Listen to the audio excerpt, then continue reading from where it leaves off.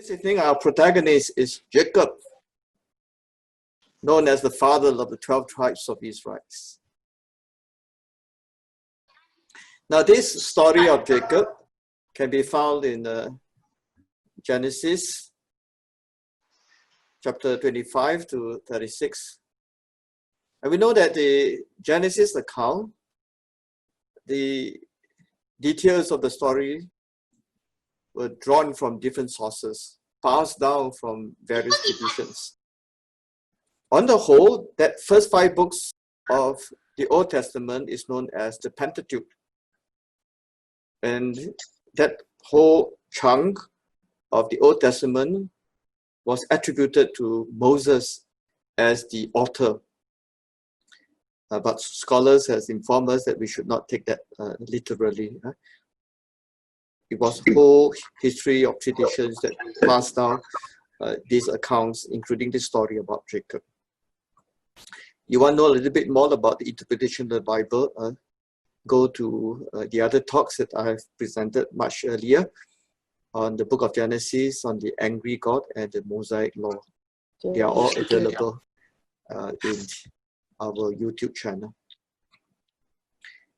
Just to introduce you the few protagonists in this story of Jacob. Of course, you have Jacob himself, and later he was given the name Israel. So Israel and Jacob, they are the same person. His parents are Isaac, who is the son of Abraham, and then Rebekah, his mother. He got a twin brother, Esau. The other persons in this story, we have Laban, who is his uncle, the brother of his mother, Rebekah. Jacob eventually married 2 daughters of Laban, Leah and Rachel. So we have introduced to you these few main characters, and now we want to give you a little bit of details of each protagonist. Isaac, the father of Jacob, son of Abraham and Sarah. He was a kind old man who followed the customs and traditions of his people. Not much to be said of him today. One main incident was when he blessed Jacob. Isaac blessed Jacob. Sorry, he blessed Jacob. So Isaac blessed Jacob. Therefore, God gave you the dew of heavens, and the fatness of the earth, and plenty of corn and wine, and let people serve thee. Be Lord over thy brethren, and let thy mother's sons bow down to thee. Curse to everyone that curses thee, and bless he that who blesses thee. That was the blessing that he gave to Jacob. Isaac gave to Jacob. Supposed to give to Esau, the elder brother. You'll see what actually happened.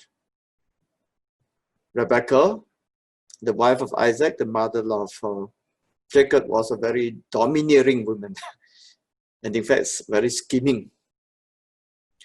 And she favored the younger son, Jacob, over the elder one, Esau.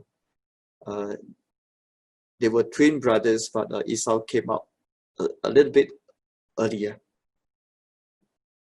And it was Rebekah who instigated Jacob to take Esau's place in serving Isaac and then receiving his blessings when he was very old and almost dying. And according to their customs, this elder son is supposed to serve 2 kids, goats, to the father and receive his blessing. And she prepared all these things ready for the younger son, Jacob. And also taught him how to disguise himself, because the elder brother was supposed to be more hairy, the voice also deeper. And the mother said, don't worry, I will dress you up with his clothing, and will put some furry material on your hands and face and so forth. So you just go and get the blessings from your father. And then the son Jacob hesitated, said, oh no, what if father discovered? And she offered to take the curse upon herself should her husband find out about the lie, and insisted that, Jacob, you just follow my instruction, you just go, do what I say. Eventually, Jacob managed to steal the blessings from his elder brother. But when his elder brother knew about it, he was very angry and wanted to kill Jacob. And it was that same Rebekah who told Jacob to leave the house, go into hiding.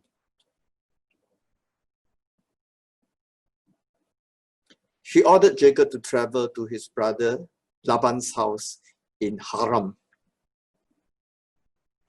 But she had to convince her husband, Isaac. So she convinced him that no, the reason for sending Jacob away was to ensure that he marry not girls from other tribes. They were surrounded by the Canaanites, and ensure so-called the purity of their family line.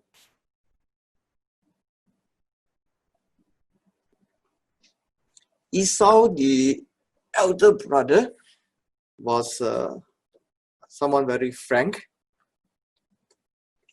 We may say a bit naive in terms of his relationship with the brother. He was trusting towards his younger brother, and he did not know that Jacob was actually scheming together with his mother to steal the blessing reserved for the eldest son of the family.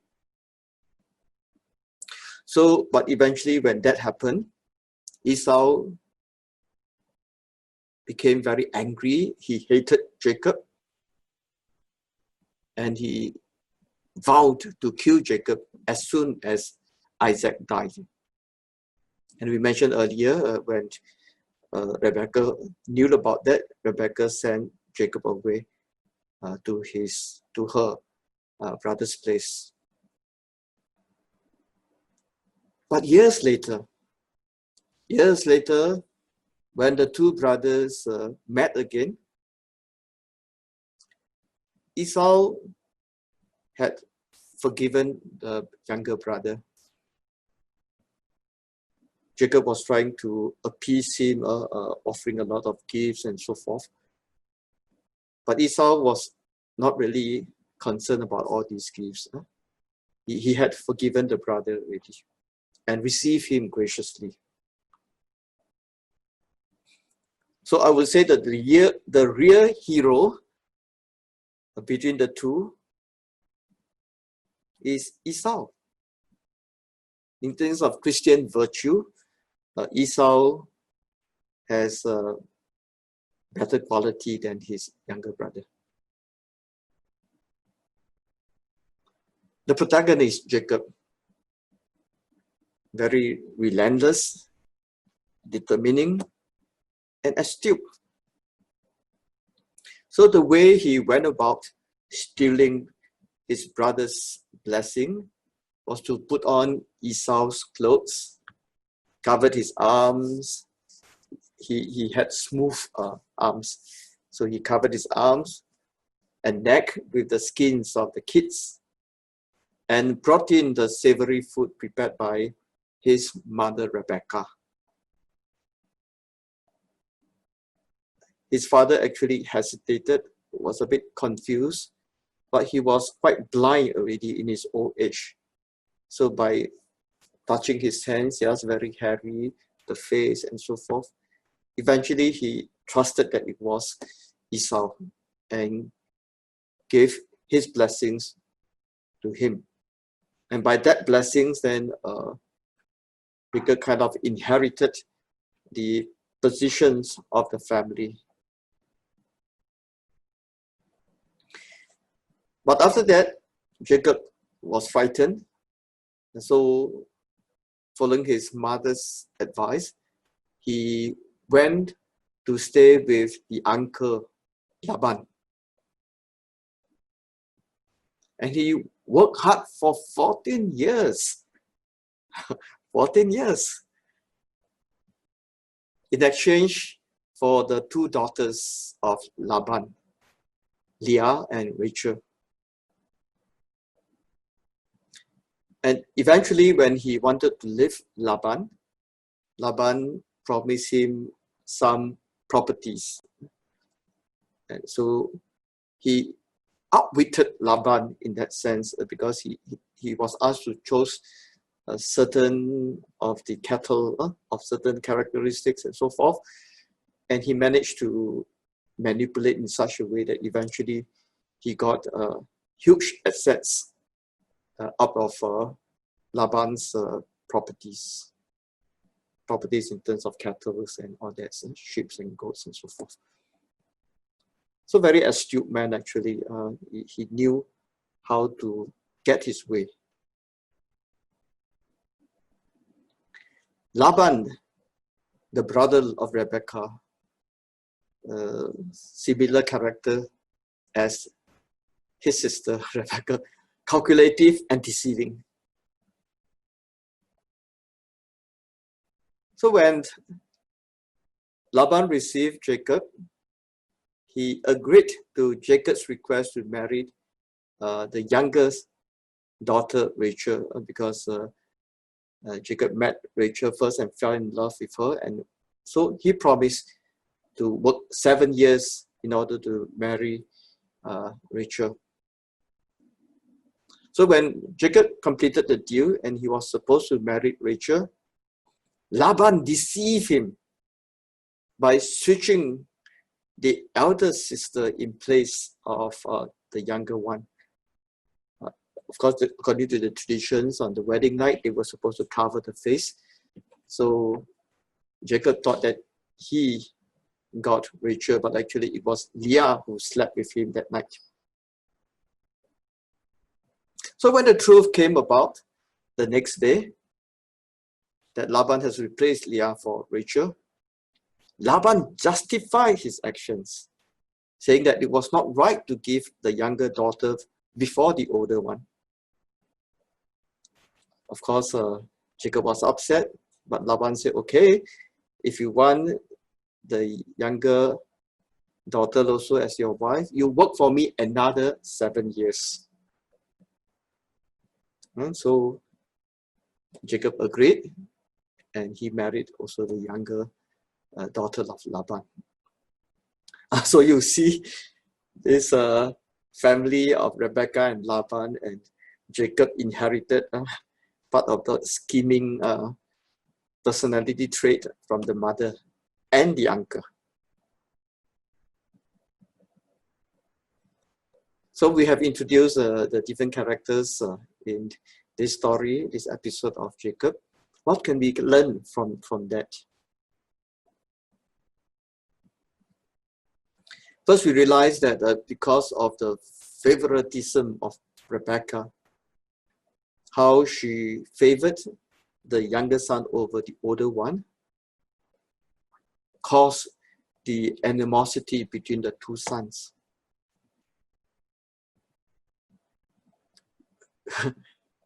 her one-sidedness was so obvious. No? She was the one who actually schemed that whole project, taught Jacob how to manipulate and deceive the father, and eventually send Jacob away. So she was responsible for the feud between the two brothers. And unfortunately, Jacob inherited I said inherited because that vice of discriminating treatment of the children eventually resulted in him favor the sons of Rachel because he loved Rachel more than Leah. And it was from Rachel that they had Joseph and Benjamin. And that eventually caused great tensions within the family, culminating in the sales of Joseph by his brothers into slavery. We will hear that story next week. But you see how Rebecca had influenced Jacob. What is the lesson for us? For you parents, your children may be young now. If your children are still young, I think you can still rectify. You can still change. Of course, if they are already old or even married, perhaps a bit too late. You should aware how you treat your children can impact their relationships. Sometimes you are not very conscious of your favoritism. Sometimes you are quite conscious of it. You might be quite deliberate about it, and for various reasons. Somehow you just like one child over the others. But do be mindful of your own dynamics in your relationship with your children. And if you really love your favorite child, you are doing great harm by discriminating against other children. And if you really love your children, be mindful of that. How harmful you can cause that drift among the children. And I think we have seen in real life how brothers fight one another, sometimes brother and sister. And as parents, you play a very impacting role in that whole development. So be mindful of it, ask for God's grace. And if somehow you have erred in the way you treat your children, it is not too late to make amends. And if you need to apologize to the ones that you had disfavored, it's not too late.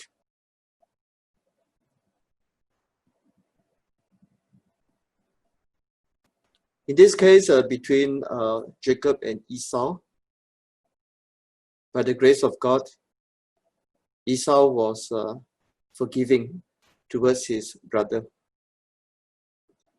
So eventually, after so many years away at his uncle's place and all that, when he returned to his father's house, Jacob met his brother. But before they met, he was very frightened. And in fact, the way, again, very calculative, very scheming, he assembled his 4 wives and 11 sons, placing them in certain orders.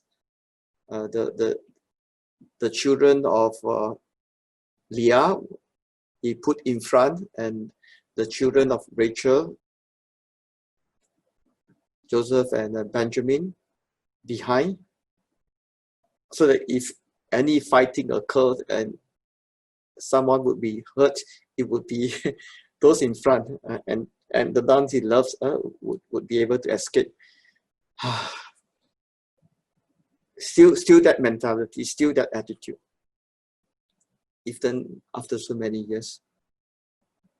But thanks be to God, Esau was forgiving. He did not seek revenge, and he remember he wanted to kill Jacob initially. Esau did not take revenge, and he received his brother and his family very well. Yet somehow the guilt feeling was still there. So Jacob was not comfortable to stay with the brother, even though the brother offered he and his family to stay together. And eventually he left for another place, Sukkoth, because he was still calculating the benefits and so forth.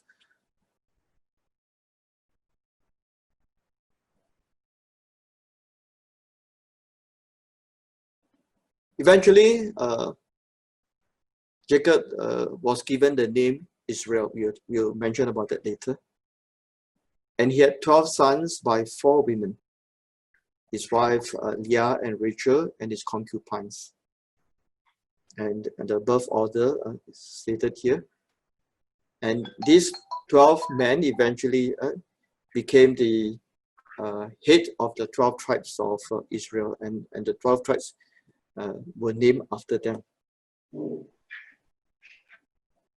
So we can say that Jacob is the father of the 12 tribes of Israel. Now that is an interesting episode in this whole story, and it's known as Jacob's ladder. Now, en route to Haran, Jacob experienced a vision of a ladder reaching into heaven with angels going up and coming down. And he heard the voice of God who repeated many of the blessings upon him coming from the top of the ladder. That was in his dream. Many interpretations are suggested, but a theme that permeates the early Jewish thought is that the ladder is a form of communication between heavens and humanity. And some even interpreted the ladder as representing the tabernacle. So we know that tabernacle is one very sacred object for the Israelites, which through the sacrifices and priesthood connects man and God. But of course, this was the Jewish way of connecting different events in their long history.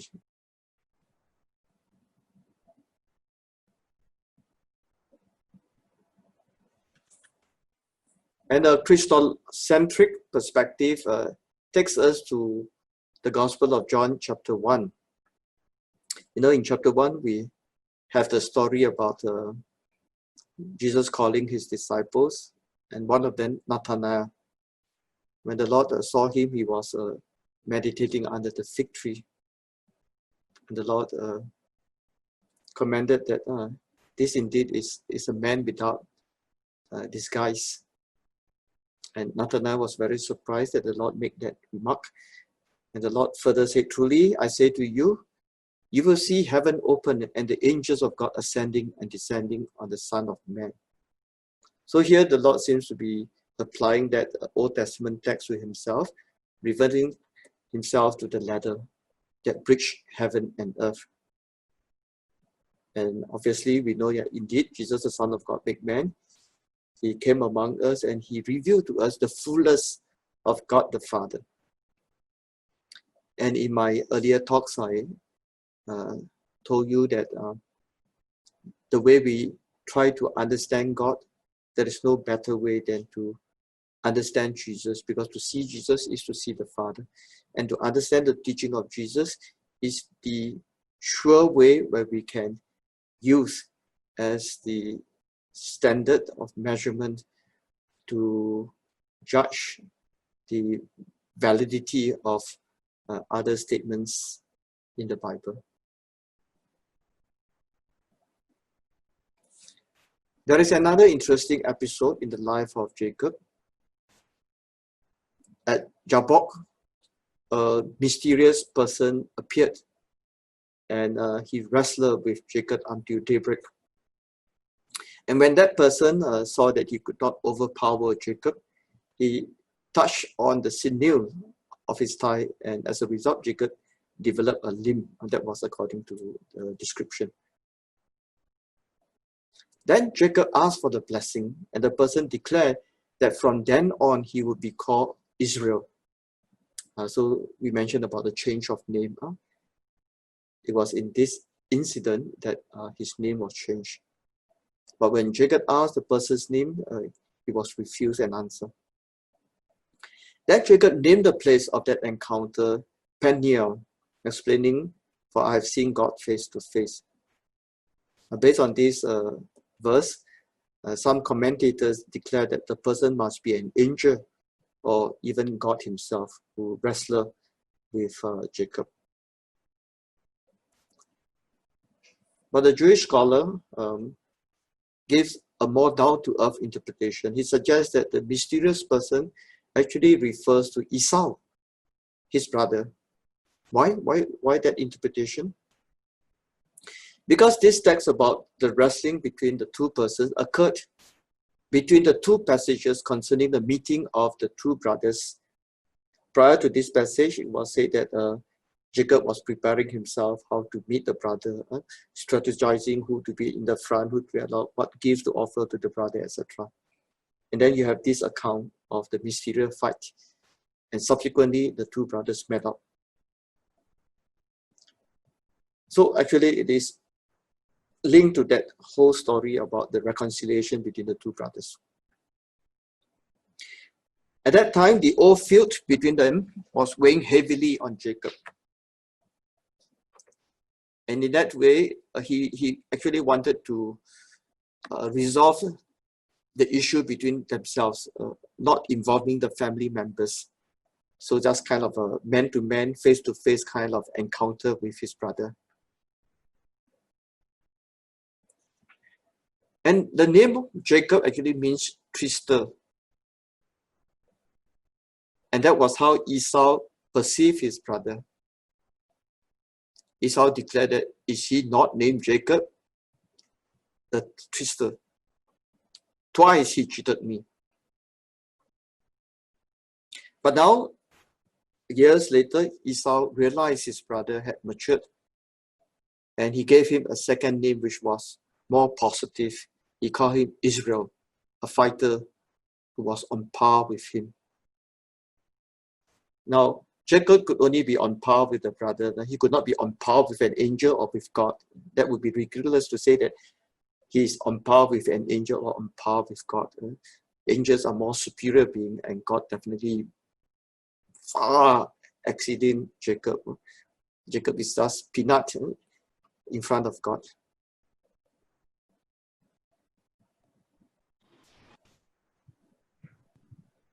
And Jacob asked for the person's blessing.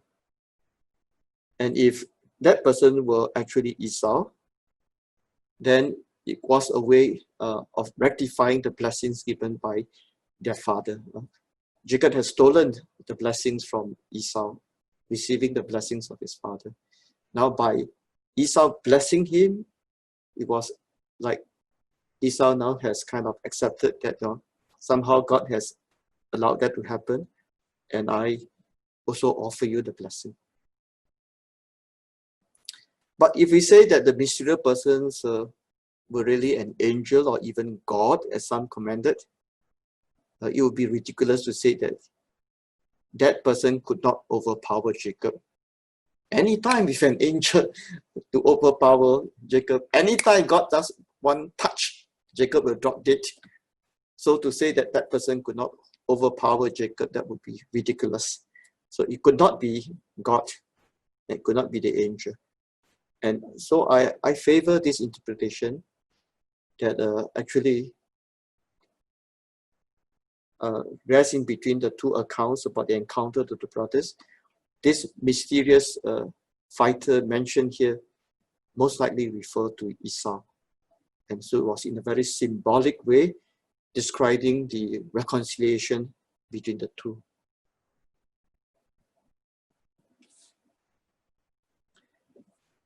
So to conclude today's sharing, I would like to say that, yeah, God's way is not man's way, really. Somehow, despite Jacob's many shortcomings, and I'm not reserving my criticism of Jacob, that he was really a trickster, he was really scheming, and he was very calculative, and he really lied, and he stole the rights of his elder brother. But somehow God could use a man like that to achieve his purpose, and eventually Jacob became the father of the 12 tribes of Israelites.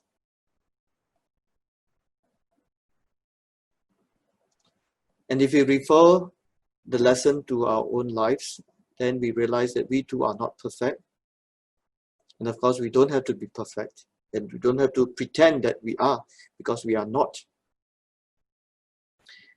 What we need to do is just to do our best and to allow God to use us to what he wants of us. God is the one who is in control, and he knows how to make things work for the good of one and all. Esau eventually did not harbor that resentment inside him. He did not keep resenting his brother, although from the outsider's point of view, objectively, Jacob was really in the wrong. Yet somehow Esau forgave him. And because he was willing to forgive his brother, God was able to allow the plan of salvation for the people of Israel to continue. So God, in his own ways, allowed that to happen. It is not us to judge why and keep harboring on why, how come, not fair, unjust, and so forth. But somehow all things work out for good for the two brothers and their descendants.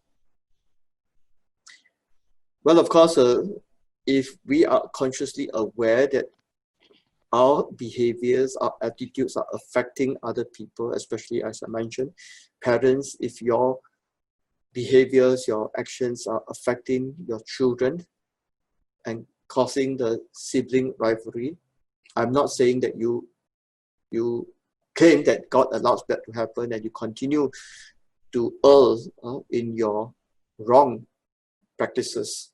You should change. You should change for the better, because when you become aware of it, it is your responsibility to do something about it. And therefore, hopefully by you repenting and changing, I use very strong words, you can help to help your children to be reconciled and to live at peace with one another. Thank you.